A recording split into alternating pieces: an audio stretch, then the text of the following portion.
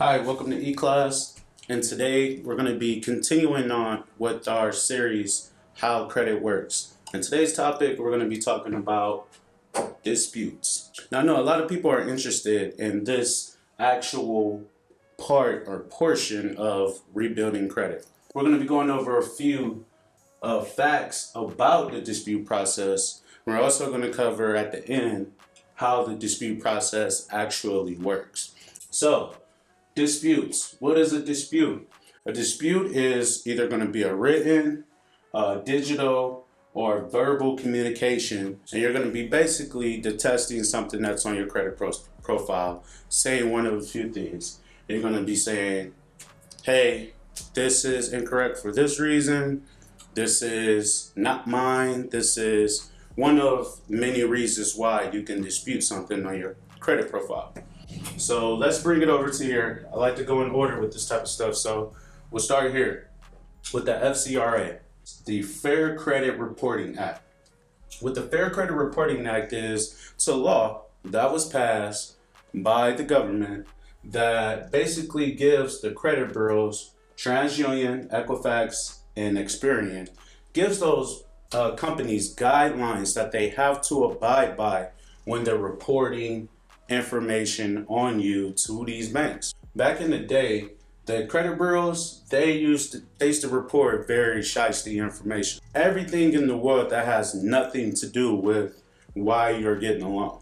Now imagine how, without the FCRA, how this information that these credit bureaus had, how they were utilizing to discriminate against people, right? So that's where this comes in. That puts an end to all of that. But also what it does is it gives us the ability as consumers, as citizens, to be able to challenge the information that is on our credit reports. And that's what leads us on to disputes. Usually when you're doing a dispute, you're going to be disputing to all three credit bureaus. You want to think of the credit bureaus, they're not the banks, they're not the government, they're not anybody special. Remember that. They're just basically storehouses for information. Based upon the guidelines in the FCRA, this is what it says. The first one is all information that is being reported from these three credit bureaus to the banks has to be 100% accurate. It has to be 100% accurate. Not 99% accurate, not 80% accurate, not right for the most part. It has to be 100% accurate. Second guideline is, that's very important in the FCRA. The information they're reporting has to be 100% verifiable. They address the correct name, the correct date that the account was established. Things like that are going to be all part of the verification process, and it has to be 100% verifiable. And then the almighty 30 days to complete the investigation. So when you submit a dispute, what's happening is they're initiating the investigation on the account that you're saying is inaccurate or you're saying is not yours. So they have to reach out to the creditor and say, hey, well, you're reporting that this person owe you money, right? We need you to furnish X, Y, and Z to prove that this account is legitimate. If the creditor does not respond back to one of the credit bureaus who you're disputing an account with for the information that they're storing, if they don't reply in 30 days, it automatically is taken off.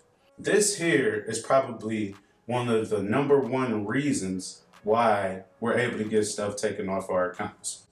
Because a lot of times they just don't reply. So, how do you do a dispute? Disputing online. You can dispute this stuff online.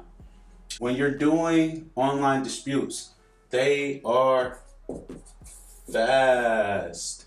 But the only caveat to disputing online is that the company that you're disputing the account, basically when you dispute online, you know, it's a push of a button, they can verify your debt with a push of a button. Your credit bureau doesn't necessarily do the full-fledged investigation and make sure all of this stuff is being reported in their verification, and they just take the creditor's word for it when they press the button and say, hey, this person owes me money, and your online dispute basically is verified and it stays on your account. Disputing via telephone. You can dispute over the phone, but this is going to be used more so for inquiries.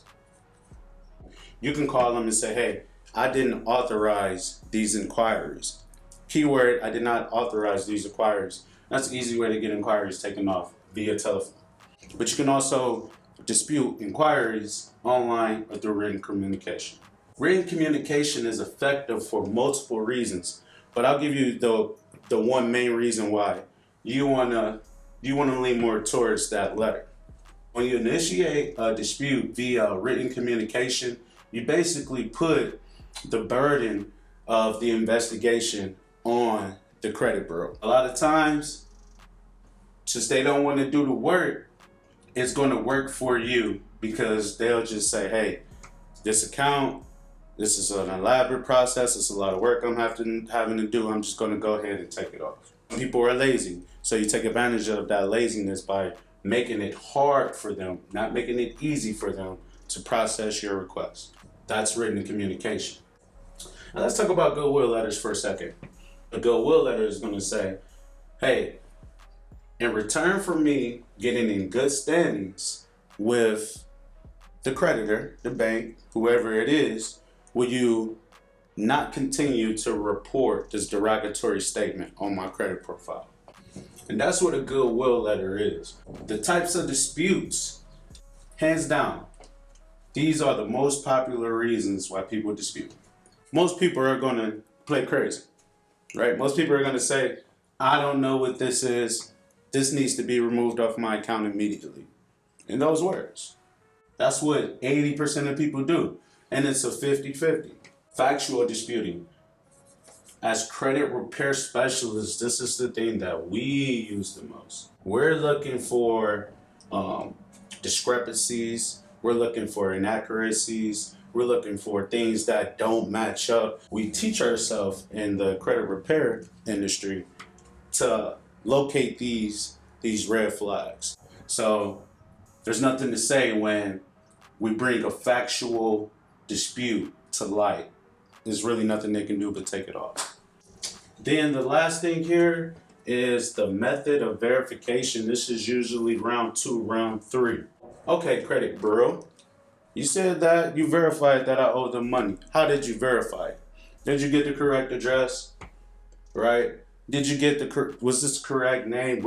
How do you know that this is me? How do you know that what they're telling you is 100% accurate and 100% verifiable? So that's what you're gonna say when you dispute it one of these ways to the credit bureaus based upon the law. And that's it, right? Keynotes from the video. Disputing works in rounds. Don't get discouraged. If they verify it the first time, come right back for number 2, number 3, number 4 if you have to. Pay your bills is always the number one thing in having good credit, right? Pay your bills. These things take 30 days, 30 to 45 days. So you gotta be patient. And the last thing that I wanna say about disputes, this is not a scam. Understand that. We're challenging this information, we're going rounds, we're using the law, we're arming ourselves with the knowledge of what is inaccurate and what can't be reported in certain ways. This is not a scam. That should be it right here, man. Disputes, this is part 2. This is what a lot of people wanted to know about. Here's that information. Next video, we'll be talking about how to enhance your score by paying your bills, and we'll go from there. So this is E-Class. My name is E. Holla at you.